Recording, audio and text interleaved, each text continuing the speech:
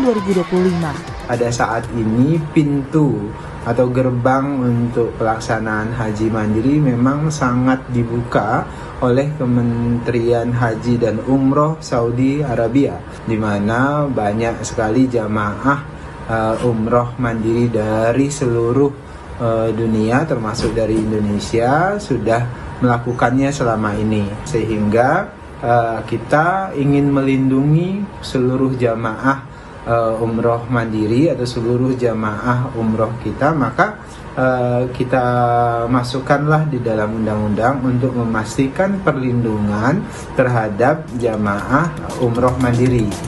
Menyikapi kebijakan pemerintah, Sekretaris Jenderal Asosiasi Muslim Penyelenggara Haji dan Umroh, Ampuri, Zaki Zakaria mengatakan ada bahaya dan risiko saat umroh mandiri. Menurutnya, jamaah umroh berpotensi tak mendapat pembinaan manasik, bimbingan fikih, dan perlindungan hukum. Serta banyak jemaah yang masih awam terkait regulasi visa, mikot, dan aturan syar'i. Ia juga menegaskan bahwa umroh adalah ibadah, bukan wisata. Bahwa perjalanan ibadah umroh itu berbeda dengan perjalanan wisata lainnya.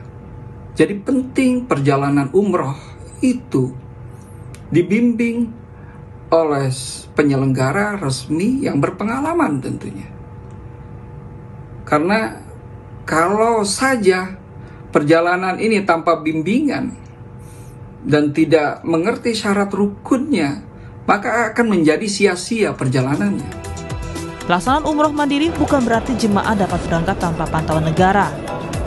Setiap jemaah wajib melaporkan diri melalui sistem yang terintegrasi antara pemerintah Indonesia dan pemerintah Arab Saudi.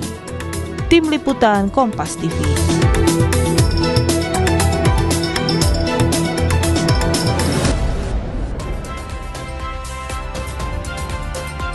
Pemerintah resmi memperbolehkan umroh mandiri. Keputusan itu tertuang dalam Undang-Undang Penyelenggaraan Ibadah Haji dan Umroh Nomor 14 Tahun 2025. Lalu, apa syarat dan ketentuannya? Serta apa sikap Asosiasi Muslim Penyelenggara Haji dan Umroh Republik Indonesia atau Ampuri atas kebijakan ini? Akan kita bahas bersama juru bicara Kementerian Haji dan Umroh, Ihsan Marsha. Mas Ihsan, selamat pagi. Assalamualaikum. Waalaikumsalam warahmatullahi wabarakatuh. Selamat pagi Mas Mario. Dan juga Sekjen DPP Ampuri, Zaki Zakaria. Selamat pagi Pak Zaki, Assalamualaikum. Selamat pagi Mas Mario dan salam hormat juga Pak Ihsan. Ya, terima kasih Bapak-bapak sudah bergabung di Dialog Sapa Indonesia Pagi pada hari ini. Saya ke Mas Ihsan terlebih dahulu. Mas Ihsan, mekanisme seperti apa kalau bisa dijelaskan terkait dengan umroh mandiri ini? Baik Mas Mario, sebelumnya kami ucapkan terima kasih tentunya kepada teman-teman Kompas TV dan juga setelah hadir bersama kita Pak Zaki berbicara tentang pengaturan umroh mandiri yang dihadirkan dalam Undang-Undang Nomor 14 Tahun 2025 ini menjadi sebuah keniscayaan yang disampaikan oleh Pak Menteri dan juga Wakil Menteri melihat bagaimana keterbukaan dan juga dinamika kebijakan yang dihadirkan oleh pemerintah Arab Saudi melalui program-program reformasi kebijakan, dalam salah satunya berkaitan dengan Saudi Vision 2030 yang menargetkan peningkatan jumlah Allah di Arab Saudi, khususnya berkaitan dengan umroh mandiri yang dibuka lebih luas dan juga dapat diakses oleh individu dari seluruh negara-negara di seluruh dunia. Dan berkaitan dengan mekanisme di dalam undang-undang juga dibahas tentang bagaimana dari kementerian menghadirkan sebuah sistem informasi kementerian yang tentu nanti akan terintegrasi dengan sistem kementerian Arab Saudi yang insya Allah ini juga sedang dalam tahap persiapan, dan tentu ini juga akan melibatkan teman-teman nantinya dalam berkaitan dengan penguatan sistem ini, teman-teman asosiasi, dan disinilah nanti prosesnya akan dimulai dalam konteks bagaimana peran pemerintah dalam menghadirkan payung hukum dan juga menghadirkan sistem informasi tadi dalam konteks penyelenggaraan umroh mandiri. Dan tentu lagi-lagi kami menyampaikan bahwa ini juga memerlukan banyak masukan tentunya, juga berkaitan dengan bagaimana komunikasi kita dengan pemerintah Arab Saudi berkaitan dengan integrasi sistem yang terus didukung, termasuk saat ini kita juga tengah membahas berkaitan dengan integrasi sistem dalam penyelenggaraan haji. Begitupun nanti yang akan kita bangun dalam konteks umroh mandiri ini, dan seluruh mekanisme umroh mandiri kalau sekarang kita ketahui difasilitasi melalui platform digital resmi pemerintah Arab Saudi yang kita kenal dengan Nusuk. Dan kita bisa melihat melalui sistem ini calon jamaah dapat mengajukan visa, memilih hotel yang terverifikasi dan juga mengatur akomodasinya, dan juga sudah diharuskan memiliki tiket kepulangan dan juga keberangkatan dan kepulangan, Mas Mario. Oke, berarti singkatnya Mas Iksan, dibuka umroh mandiri tapi negara tetap menjamin keamanan dan juga kenyamanan dari para jemaah ini ya? Betul seperti itu, Mas. Oke, saya ke Pak Zaki. Pak Zaki, bagaimana Ampuri menyikapi hal ini? Ya, terima kasih Mas Mario dan juga Pak Ihsan tadi dengan tanggapannya. Ya, terus terang Ampuri menyikapi hal ini dengan kebijakan legalisasi umroh mandiri dalam UU PIHU 14 2025 ini.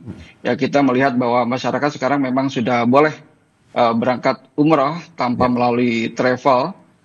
Tapi kami menilai bahwa kebijakan ini tentu sangat berisiko ya. Sangat berisiko bagi jamaah, bagi negara kita, khususnya bagi ekosistem ekonomi berbasis keumatan yang telah terbangun selama puluhan tahun bahkan sebelum kemerdekaan. Karena penyelenggaraan umroh dan haji tidak lepas dari para ormas Islam, pesantren, dan juga tokoh-tokohnya. Dan sekarang ini selama perjalanan umroh haji sampai sekarang banyak sekali ya yang namanya penyelenggara itu yang memang asalnya berasal dari pesantren, lembaga pendidikan, ormas Islam dan lain-lain. Menyikapi pasal 86 ayat 1 bahwa legalisasi umroh mandiri, tentu kita melihat bahwa ini sangat berisiko dan berpotensi mengabaikan prinsip pembinaan, pengawasan, perlindungan jamaah. Jadi kalau kita melihat flashback ke belakang mengenai sejarah tentang regulasi dan perundang-undangan umroh haji, semangatnya itu pembinaan, pengawasan, perlindungan, dan lain-lain. Mulai dari Undang-Undang Umroh Haji 99, 2008, 2019, semangatnya itu. Nah, dan sepanjang undang-undang sepanjang ini tidak ada yang namanya legalisasi umroh mandiri. Karena terus terang, umroh mandiri ini, kalau dalam bahasa Undang-Undang Nomor 8 2019 itu masuk kategori berisiko. Nah, berisiko. Dan di sini dengan dibebaskannya umroh mandiri, tentu yang pertama terdampak itu adalah masyarakat. Pengguna umroh mandiri. Kenapa? Coba kita melihat undang-undang PIHU yang baru ini. PIHU baru yang 2025 dalam pasal 96 ayat 5. Menyebut bahwa jamaah umroh dan petugas umroh wajib mendapatkan perlindungan jiwa, kesehatan, kecelakaan, layanan akomodasi, konsumsi, dan lain-lain, kecuali umroh mandiri. Artinya umroh mandiri dalam ayat ini dijelaskan bahwa tidak mendapatkan perlindungan. Pasal 96 ayat 5 itu sudah jelas. Harus mengusahakan sendiri ya? Mandiri. Kenapa? Harus mengusahakan sendiri apapun kebutuhannya. Harus mengusahakan sendiri. Jadi tidak ada yang di sini kan bahasanya perlindungan kan. Perlindungan jiwa, kesehatan, kecelakaan, dan lain-lain. Pelayanan itu umroh mandiri tidak dapat perlindungan. Oke, Pak Zaki, saya juga mencatat sedikit apa yang Anda sampaikan ini terkait dengan Anda tadi bilang flashback. Tragedi gagal berangkat pada tahun 2016 yang menimpa lebih dari 120.000 calon jemaah umroh. Menurut Anda ini bisa terjadi juga di tahun ini, apalagi diberlakukan umroh mandiri ini? Sangat-sangat, ini yang kami khawatirkan. Terus terang, Undang-Undang Nomor 8 2019 itu sudah sangat bagus. Setelah undang-undang ini 2019 tidak ada lagi kejadian sedahsyat sebelumnya. Nah, kalau ini dibuka lagi, nanti khawatir pemerintah Kemenhaj ini akan sibuk memantau dan juga menindak pelanggaran-pelanggaran. Ini kita tidak perlu berbicara ke depan. Ini 1-2 hari ke belakang saya mendapatkan laporan dari DPD Ampuri Jawa Timur. di Banyuwangi terjadi penipuan banyak sekali. Nah, kita lagi meminta video-videonya yang diselenggarakan oleh penyelenggara umroh mandiri dan penyelenggara non tidak berizin. Ya, artinya aktivis-aktivis penyelenggara umroh mandiri seperti ini yang tidak berizin, ini yang penipuan ini mereka lah yang melakukan. Saya ke Mas ini Iksan. Baru mulai ini. Saya ke Mas Iksan. Mas Iksan, bagaimana Anda menanggapi apa yang menjadi kekhawatiran Ampuri melihat baik itu sesuai dengan mekanisme dalam peraturan undang-undang atau juga yang tadi disampaikan oleh Pak Zaki ada temuan-temuan di lapangan seperti itu? Baik, Pak Mas Mario dan juga Pak Zaki. Di sini tentu pemerintah dalam hal ini justru memahami apa yang menjadi kekhawatiran dari teman-teman asosiasi. Bahkan kalau kita bicara soal pembinaan dan juga bicara soal pemantauan perlindungan jamaah, justru dengan adanya payung hukum ini bagian dari penguatan perlindungan. Kita tentu tidak bisa menutup mata dan kita harus menyiapkan kebijakan yang kompatibel karena umroh mandiri itu tentu Pak Zaki juga tahu umroh mandiri tidak terjadi, tidak berlaku saat undang-undang saja ini disahkan. Namun ini sudah berlaku sejak Arab Saudi membuka keran besar-besaran berkaitan dengan kebijakan umroh mandiri yang bisa diakses oleh siapa saja. Untuk itu perlu adanya perlindungan, perlu adanya payung hukum yang dihadirkan dalam undang-undang ini. Makanya di sini bahkan ada di beberapa poin yang juga ditegaskan bahwa bagaimana jaminan untuk layanan yang mesti dipastikan oleh jamaah dan juga ada mekanisme pelaporan yang harus disampaikan oleh jamaah jika layanan yang didapatkan tidak sesuai dengan yang disepakati misalnya. Termasuk disinilah kalau tentu tadi Pak Zaki menyebutkan berkaitan dengan bagaimana pemerintah tidak disibukkan dengan pemantauan dan justru disinilah peran pemerintah yang perlu harusnya diperkuat bahwa ada warga negara kita yang melaksanakan umroh mandiri dan perlu perlindungan. Catatannya tentu berkaitan dengan bagaimana kita menghadirkan mekanisme yang tertib dan juga mekanisme yang tentu tidak merugikan banyak pihak.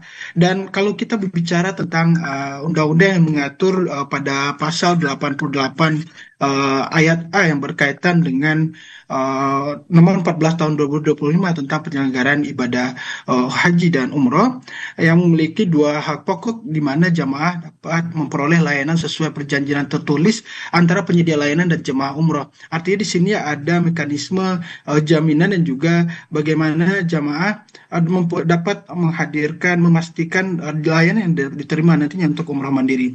Begitupun juga mekanisme pelaporan yang diatur dalam undang-undang ini kepada Menteri Haji dan Umroh. Dan perlu kami sampaikan juga justru spirit yang ingin dihadirkan dalam undang-undang ini tentu hadirkan ekosistem ekonomi penyelenggaraan ibadah umroh yang berkeadilan dan juga sehat dan berkeadilan, Mas Mario. Kalau tadi disinggung berkaitan dengan kelompok-kelompok yang menghimpun jamaah dan mengatasnamakan umroh mandiri, ini justru yang dipertegas di dalam undang-undang ini bahwa ini akan dikenakan sanksi berkaitan dengan oknum-oknum tertentu yang mencoba menghimpun kelompok atau orang-orang yang melaksanakan dan mengatasnamakan umroh mandiri. Begitupun yang saat ini santer ya, adanya kelompok-kelompok yang juga mengatasnamakan biro perjalanan dan juga namun tidak memiliki izin. Disinilah ada penekanan dan juga fungsi perlindungan pemerintah dalam menjamin ekosistem ekonomi dalam penyelenggaraan ibadah umroh. Di sini konteks perlindungan yang dihadirkan, Mas Mario. Mas Iksan, tapi bagaimana dari negara sendiri menjamin bahwa mereka yang melakukan umroh mandiri ini tetap aman, tidak berbuat pelanggaran pada akhirnya dan juga ya tetap nyaman melakukan umroh di sana?